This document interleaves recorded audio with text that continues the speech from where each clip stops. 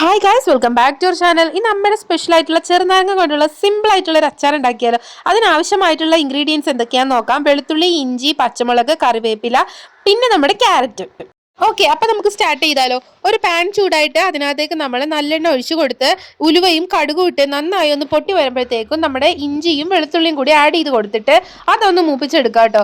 അതിനുശേഷം നമ്മൾ അതിനകത്തേക്ക് ഇടാൻ പോകുന്നത് പച്ചമുളകും കറിവേപ്പിലയുമാണ്. അതും കൂടി ഒന്ന് വഴറ്റി എടുത്ത് കഴിയുമ്പോഴത്തേക്കും നമുക്ക് ക്യാരറ്റ് കൂടി ആഡ് ചെയ്ത് കൊടുക്കാം. ക്യാരറ്റും ആഡ് ചെയ്ത് ഉപ്പ് ആഡ് ചെയ്ത് കഴിയുമ്പോഴത്തേക്കും കുറച്ച് മഞ്ഞപ്പൊടി കൂടി ഇടാവുന്നതാണ് കേട്ടോ. എന്നിട്ട് നന്നായി ഒന്ന് മിക്സ് ചെയ്തെടുക്കുക. എന്നിട്ട് നമ്മൾ ഉപ്പിട്ട് വേവിച്ച് മാറ്റി വെച്ചിരിക്കുന്ന ചെറുനാരങ്ങ എടുക്കുക കേട്ടോ. സ്മോൾ പീസസ് ആക്കി കട്ട് ചെയ്ത് മാറ്റി വെച്ചിരിക്കുകയാണ് കേട്ടോ. അത് നമുക്ക് ചേർക്കുന്നതിന് മുമ്പായിട്ട് നമുക്ക് ഇതിനകത്തേക്ക് കായപ്പൊടി കൂടി ചേർക്കാനുണ്ട്. ഒരു 2 ടേബിൾ സ്പൂൺ കായപ്പൊടി കൂടി ചേർത്ത് കഴിഞ്ഞിട്ട് നന്നായി ഒന്ന് മിക്സ് ചെയ്തെടുക്കുക കേട്ടോ.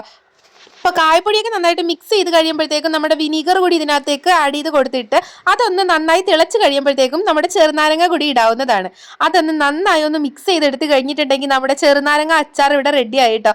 അപ്പോൾ ചെറുനാരങ്ങ കിട്ടുമ്പോൾ ഇതേപോലെ ട്രൈ ചെയ്ത് നോക്കാൻ മറക്കരുത്. വീഡിയോ ഇഷ്ടമായ ലൈക്ക് ചെയ്യാനും സബ്സ്ക്രൈബ് ചെയ്യാനും ഷെയർ ചെയ്യാനും, വീഡിയോ സബ്സ്ക്രൈബ് ചെയ്യാതെ കാണുന്നവരാണ് ചാനൽ ഒന്ന് സബ്സ്ക്രൈബ് ചെയ്ത് സപ്പോർട്ട് ചെയ്യാൻ മറക്കരുത്. ബൈ.